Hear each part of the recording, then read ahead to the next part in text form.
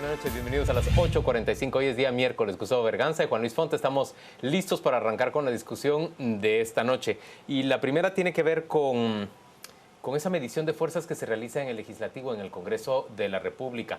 ¿Cuáles son los escenarios en el corto plazo, pero también con el inicio de la nueva legislatura? Nos acompañan dos diputados que participan en la actual legislatura y que han sido reelectos para la siguiente, la que arranca el próximo 14 de enero.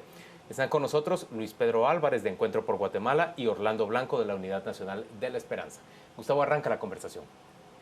Orlando, ¿qué fue lo que pasó este año? Porque hace 4 años ya para estas fechas teníamos electa una junta directiva. Sí, bueno, yo creo que son varias situaciones. Uno es que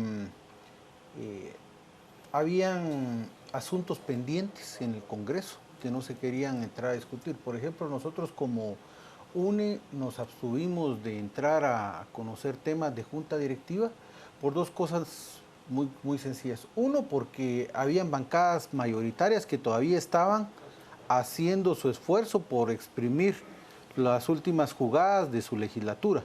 Estoy hablando concretamente de PP y Líder que estaban en ese juego. Entonces estaban negociando todavía con el peso que tienen en esta legislatura y no con el peso que van a tener en la próxima legislatura.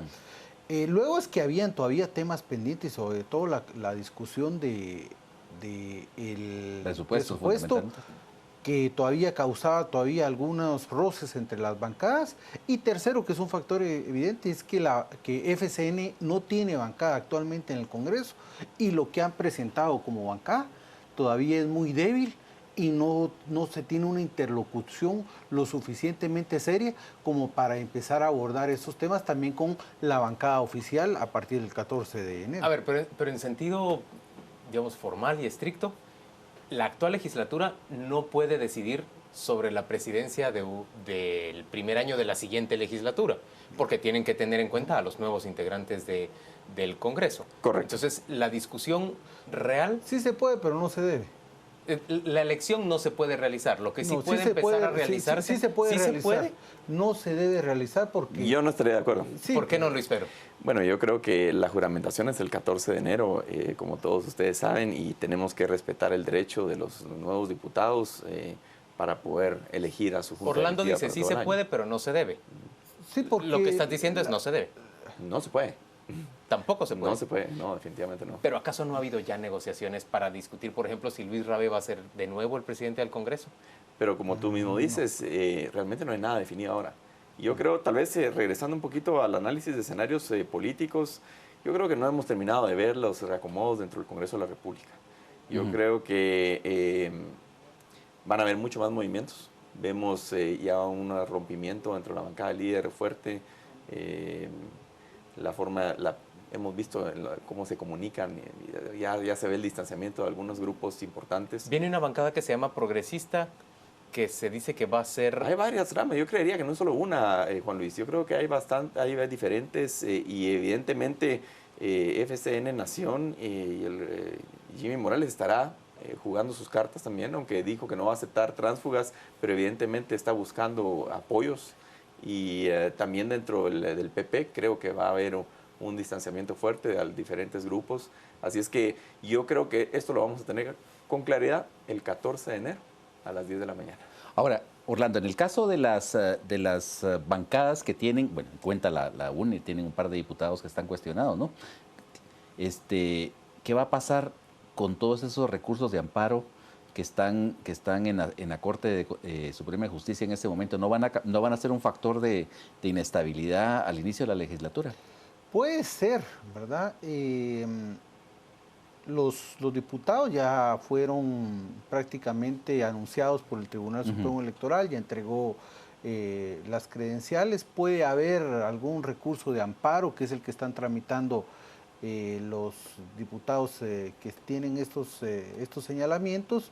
Y puede ser que incluso antes de la toma de posesión hay un momento en el que se llama calificación de credenciales, en el que se nombra una comisión específica por el Congreso que califica las credenciales entregadas por el Tribunal Supremo. Puede ser que en ese último momento todavía hayan algunos cambios, Pero yo creo que eso no van a incidir directamente en la conformación de la próxima junta directiva. Más bien creo que, un poco como decía Luis Pedro, hay algunas conformaciones. Mañana está anunciada una conferencia de prensa de alrededor de 15 diputados del líder que abandonan líder y van a conformar un nuevo agrupamiento. ¿Es el agrupamiento pro Manuel Valdizón? Ese es el agrupamiento. ¿El encabezado por Leonardo Camey? Así es. Yo creo que es una estrategia de parte de ellos. Viate y Salvador se van a quedar con un pedacito de líder y Camey empieza a ser la punta de lanza al nuevo proyecto. Ellos se van a denominar como amigos de Manuel Valdizón y van a hacer, lo que van a hacer en corto plazo es matar al líder y conformar un nuevo partido político porque la marca líder ya está quemada. Y entonces posteriormente van a migrar los que se quedaron sosteniendo la peña del líder, van a migrar a este grupo. O sea, digamos, no va a haber necesidad de que lo cancele el Tribunal Supremo Electoral. No, ellos ya en su estrategia es como la gente del PP. Ajá. Ya vieron que el PP ya no funciona como marca y entonces se independizaron. Se van al movimiento reformador. Se van a movimiento reformador. Lo mismo sucede, van a formar un nuevo partido político. Luis Pedro, ¿y pueden tener vida política todavía un líder como Manuel Valdizón? Yo voy a sumar a otra más, a Sandra Torres. ¿Puede tener vida política Sandra Torres también de cara al siguiente periodo de gobierno? Mira, yo te diría, lo veo con mucha dificultad. De hecho, hablaba yo con Orlando antes del programa y decía que realmente los partidos políticos que ya compitieron y que no llegaron y que quedaron, digamos, que ya van para abajo de alguna forma, tienen que renovarse en sus liderazgos. Eso es importantísimo si quieren realmente aspirar a ser contendientes importantes en la próxima elección. Yo creo que en el caso del líder PP, definitivamente los veo ya como cadáveres políticos. Algunos de ellos pues están tratando de emigrar y ver qué rescatan ahí.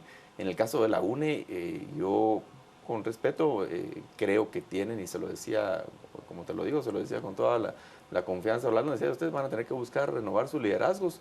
De lo contrario, creo que los chances o las oportunidades son difíciles. Ahora, pero en el caso de ustedes, bueno, vamos a ver, ustedes postularon a un candidato presidencial que ni siquiera llegó al 5% de la votación y sin embargo hicieron crecer una bancada. Es decir, ¿qué va a pasar entonces con el partido? Sí, nosotros igualmente, yo creo que los retos de los partidos políticos los tenemos todos. Estamos tratando de que realmente los cuadros del partido se vayan fortaleciendo.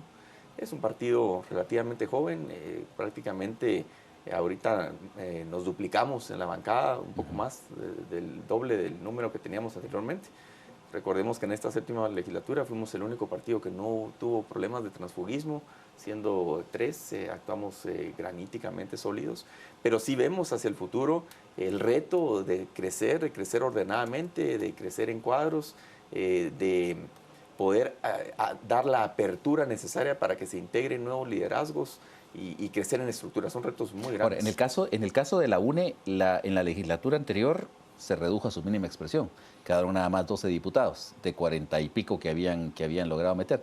¿Van a poder conservar en esta legislatura a la mayoría de los diputados que hicieron elegir? Varias cosas. Yo creo que a la UNE no se le ha reconocido lo que hizo la UNE, ¿verdad? En primer lugar, la UNE en todas las elecciones en las que ha participado la UNE ha pasado a segunda vuelta. Luego es que hemos mantenido una constante de crecimiento en la votación electoral en todas las elecciones. Sabemos que eso fue insuficiente para una segunda vuelta. Nosotros nos quedamos con el resultado de la primera vuelta, que nos parece que es el que mide a cada uno de los partidos en su particularidad, en su fuerza real. Creemos que es insuficiente hacia futuro. Creemos que los retos de la UNE, por un lado, pasan por el mantenimiento y fortalecimiento de ese voto duro, que ya no es voto clientelar, como nos lo decían y nos lo restregaban cuando estábamos en gobierno. 4 años después, con un resultado en el que no estuvo de por medio el tema del clientelismo, pues creo que hay que ver ese tema. Pero es insuficiente hacia adelante, y nosotros lo sabemos, y eso pasa por una renovación de liderazgos, pasa por una renovación de formas y métodos de trabajo, para que la gente, sobre todo de cascos urbanos, que ya no solo es la capital y el área metropolitana, sino que estamos hablando de más de 800 poblaciones a nivel nacional que pueden considerarse ya como cascos urbanos a nivel municipal o a nivel de aldeas con ciertas características. Creemos que el reto de la UNE hacia ahí va y tenemos pues 2, 3 años para poder plantear una nueva estrategia de cara a una conquista de ese espacio urbano que es el que se nos ha negado en las últimas elecciones. ¿Qué otros grupos ven ustedes surgir? Por ejemplo, todo se está transformándose. Parece estarse desplazando el liderazgo de Roberto Alejos, que ya no es diputado para la siguiente legislatura, y parece consolidarse el liderazgo de Felipe Alejos, quedarse él al frente del partido. Ahora, Juan Luis, yo no sé si necesariamente es una transformación o una división, porque yo creo que cuando las instituciones se renuevan, lo cual es algo bueno, cuando se tratan de institucionalizar, de fortalecer, pues hay procesos democráticos internos, pero no es un rompimiento. Yo lo que veo con preocupación de algunos partidos políticos, preocupación me refiero a nivel sistémico, es que en vez de madurar, de renovarse, y de que una corriente sustituya a lo que otra hacen es, poder. bueno, si yo no puedo, entonces me independizo y me voy con mi grupo y me llevo a estos, y lo que hacen es dividir. Y eso mata realmente a los partidos en el futuro. En vez de que haya una discusión de ideas y avanzar con la institucionalidad del propio partido. Entonces, la pregunta va a ser, ¿será que, por ejemplo, en el caso que un Felipe Alejos quedara adelante de todos, irá a poder sostener financieramente también al partido? ¿Qué es lo que va a pasar ahí? Son muchas incógnitas y ojalá pues no sean realmente solo divisiones y rompimientos. ¿Qué significa sostener financieramente a un partido? ¿Por qué en Guatemala se necesitan financistas de partidos y no aportaciones de sus integrantes para que el partido se sostenga? Bueno, en el caso de Encuentro por Guatemala, con los recursos tan limitados que nosotros hemos contado, sí, efectivamente han sido aportes básicamente de nuestros cuadros, pero hemos tenido muchísimas limitaciones en esa línea. Lastimosamente, yo te diría que en casi todos los demás partidos hay un mecenas. Claro, hay alguna persona que realmente tiene las riendas del tema financiero y a quienes responden los intereses de los partidos, y eso es lo que tiene que cambiar. Yo creo que hoy por hoy es parte de los retos que nosotros estamos buscando hacer, es realmente llegar a la gente y que la gente se sienta parte del proyecto. ¿Cómo le respondes tú a una persona? Y estamos, de hecho, hemos tenido comunicaciones con gente de otros partidos y de otros países, ver cómo esa persona, el afiliado en lo individual que te aporta 100 quetzales mensuales, 50 quetzales mensuales, realmente recibe algo a cambio y se siente parte del proyecto y tiene alguna incidencia en el proyecto. Porque de lo contrario, solo decirles a la gente, miren, vengan a ayudar voluntariamente y que no reciban nada a cambio, que se sientan que solo van a ser utilizados, creo que no es realmente la salida. Creo que el tema nace que el sistema fue creado para que funcionara de esa forma. Ahora con las reformas a la ley electoral esperamos de que empiece a cambiar en alguna medida el sistema, pero también hay que entender el tamaño de los partidos políticos, ¿verdad? Hay partidos políticos que compiten para meter diputados y hay partidos políticos que compiten para ganar la presidencia, ¿verdad? Y eso implica diferencias en el tema de las inversiones, diferencia en la estructura territorial a nivel organizativo. Hay partidos que tienen fortalezas en 1, 2, 3 distritos y con eso se conforman. Y hay otros que hacen un esfuerzo por más distritos. Entonces, en eso se va a compensar. Hoy tenemos una situación particularmente sui generis, que fue el caso del presidente Jimmy Morales, con un partido prácticamente inexistente, con una estructura pobre, pero llegó, ¿verdad? Y fue producto, la ola lo llevó hasta ahí. Este caso hay que analizarlo, hay que estudiarlo. ¿Será esa una tendencia o fue una cuestión casuística que no se volverá a repetir? Eso habrá que verlo, pero yo creo que el resultado electoral sí nos llama a los partidos políticos a reflexionar sobre nuestras prácticas y cómo la ciudadanía nos está viendo. Ahora, en el caso de los partidos que pasaron a segunda vuelta y los partidos que encabezaron la elección también durante la primera vuelta, el financiamiento, la deuda política, es decir, ¿sobre qué vuelta se calcula? ¿Sobre la primera o sobre la segunda? Sobre la primera vuelta. Sobre la primera vuelta. Así es. O sea, digamos, todavía líder va a pescar una buena tajada. Líder tendrá alrededor de... Jimmy Morales tendrá alrededor de unos 24 o 25 millones de quetzales dividido en 4 cuotas de año. La UNE tendrá alrededor de unos 20 millones y líder tendrá alrededor de unos 17, 18 años, que somos los más grandes. O sea, eso quiere decir entonces que el FCN Nación tendrá la posibilidad de crecer. Hay que recordar que las reformas a la ley electoral ahora van a demandar mayor organización partidaria.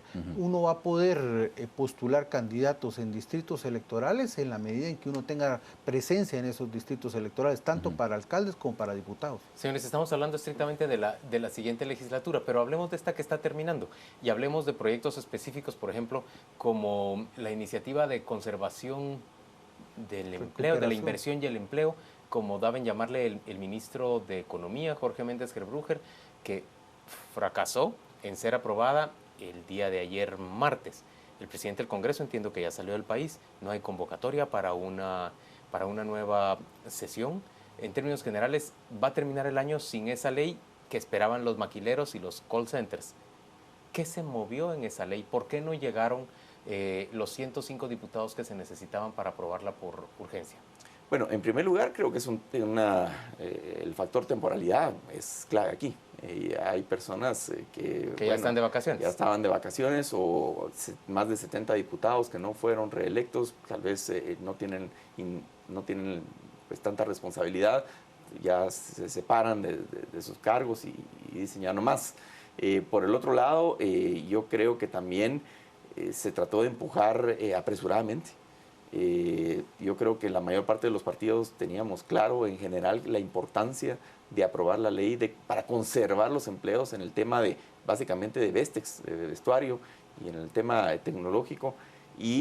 Pero posteriormente, como suele suceder en este tipo de leyes, empezaron a surgir las injerencias, las presiones de otros grupos de interés que estaban solicitando participar en estas exenciones de impuestos, y entonces eso es donde empieza la disputa y la discordia. Ahora, una pregunta, Luis Pedro. En el caso de esta iniciativa de ley, es decir, en las anteriores iniciativas de ley no se había incluido a los call centers. Es decir, bueno, ahí habría problema con la OMC si se hace un estímulo para que venga más inversión en ese sentido. Bueno, yo te diría que en general la OMC lo que busca es que no se den privilegios de que no se den ninguno. Así es.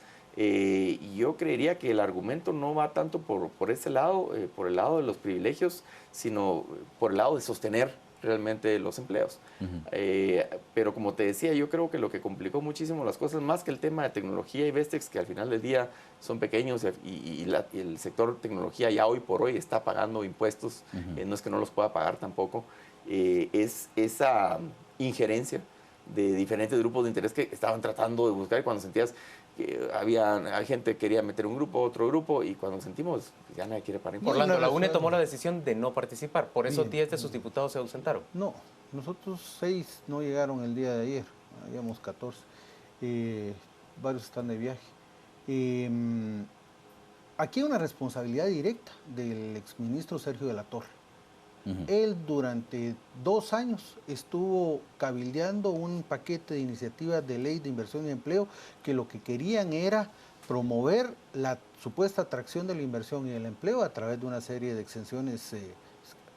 En el caso particular de esta ley, nosotros desde un inicio sentamos posición que veíamos de que era importante, sobre todo en el tema de retención de empleo, verlo con el tema de maquilas. Incluso en algunos momentos se nos cuestionaba de que si porque Sanda había tenido maquilas, que por eso era el interés. No, simple y sencillamente porque en el contexto regional centroamericano es evidente que Nicaragua, Salvador y Honduras hicieron algunas concesiones para sostenibilidad de empleo.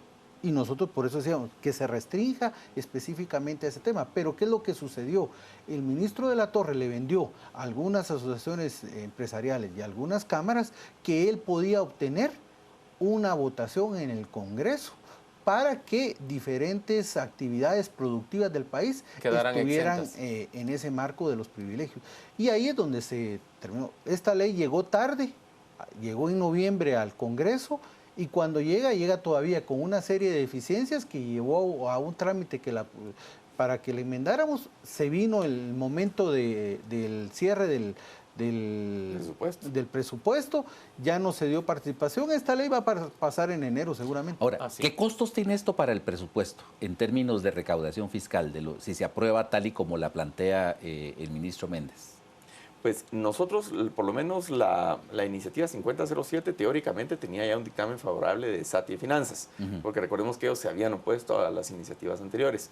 A nosotros como bancada sí nos preocupa el tema. Hay un artículo, uno de los artículos finales, que daban discrecionalidad al ministro de Economía para poder pues introducir nuevas, autorizar nuevas instituciones de cualquier tipo a este tipo de nuevas empresas privilegios, que pudieran disfrutar lo cual de esos nosotros privilegios. Creemos que eso sí era... Ese es el conejito oculto. Es una, pues no tan conejito, yo creo que es algo realmente peligroso. Este tipo Era de una decisión discrecional del absolutamente ministro. discrecional del ministro de Economía, y podía ser realmente una válvula de escape para corrupción número uno y para no pagar impuestos. Nosotros dos. hicimos la consulta a SAT y a Finanzas y la respuesta fue un impacto de 2.300 millones de quetzales. Una pregunta más, 2.300 señores. millones. En materia de elección del del magistrado de la Corte de Constitucionalidad que sustituiría al magistrado designado por el Congreso, al actual presidente Maldonado Aguirre, ¿ha habido presión para que el Congreso elija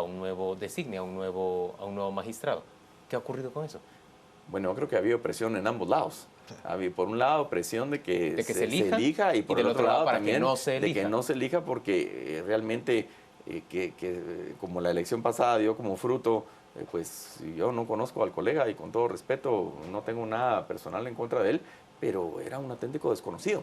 Y yo creo que para ese tipo de nombramientos, tanto de Corte de Constitucionalidad como Corte Suprema de Justicia, debemos buscar no solo llenar los requisitos del artículo 113 de la Constitución, sino esa trayectoria. Luis, pero de fondo, ¿se está tratando de integrar una mayoría distinta en la Corte Constitucional? Absolutamente. ¿Se está buscando una mayoría conservadora frente a una que se considera progresista en este momento? Mira, yo te diría que yo siento que hay presión de ambos lados. Y recordemos que ahorita ese tercer voto inclina la balanza. Ahora, recordemos que la elección a Corte de Constitucionalidad de los 5 magistrados titulares y 5 suplentes tiene que darse en el mes de marzo, a más tardar, para quedar ellos ya nombrados en abril. Y entonces también es riesgoso que designen para 2 meses. Con tanto proceso judicial en trámite, no se pueda llevar a cabo un procedimiento serio y que realmente llegara una persona a devolver favores políticos. Eso sería delicado. Ahí lo que estaba de fondo es que algunos operadores de justicia que operaron en el marco de las elecciones y designaciones de los magistrados de Corte Suprema de Justicia le metieron en la cabeza a algunos diputados que con la elección de un magistrado en la Corte de Constitucionalidad, sus casos cuando llegaran a esa instancia iban a ser resueltos. Ese es el tema. Aparte hay una serie de litigios privados que buscan una resolución favorable. Con ¿verdad? mayoría Nosotros favorable. hemos sido de la opinión como acá de que mejor que se queden las cosas así. Estamos a 2 meses de elegir a nuevos magistrados para un periodo de 5 años, que se nos dé el tiempo de escoger bien y que ahí podamos definir. Ahora solo quisiera tomar 2 segundos. A escoger bien, ese es el tema. Y yo creo que es importante apoyar los procesos en las 5 instancias postuladoras a Corte de Constitucionalidad, porque Guatemala como pueblo no nos podemos dar el lujo de que realmente vayamos a tener una mala Corte de Constitucionalidad. Señores, eso sí. Gracias a ambos por acompañarnos a las 8:45. Nuestro compañero Juan Carlos Sandoval nos cuenta qué se está diciendo en redes sociales sobre esta conversación. Gracias, Juan Luis. Vámonos a las redes. Tenemos mensajes al respecto y nos dice: Guatemala no se vende. Habrá muchas sorpresas. Los viejos dinosaurios se llevarán enormes sorpresas porque todos ya se cansaron de ellos. Queda poco. Betío nos dice: el mensaje a los políticos partidistas es generar un recambio generacional, no las mismas caras ni las mismas prácticas. Y el doctor Hernández: en el Congreso las fuerzas no deberían de ser partidarias ni ideológicas, deberían estar orientadas a crear institucionalidad. Vamos a la pausa. Al regresar, una segunda entrevista junto con Juan Luis y Luis Gustavo Adolfo. Quédese con nosotros.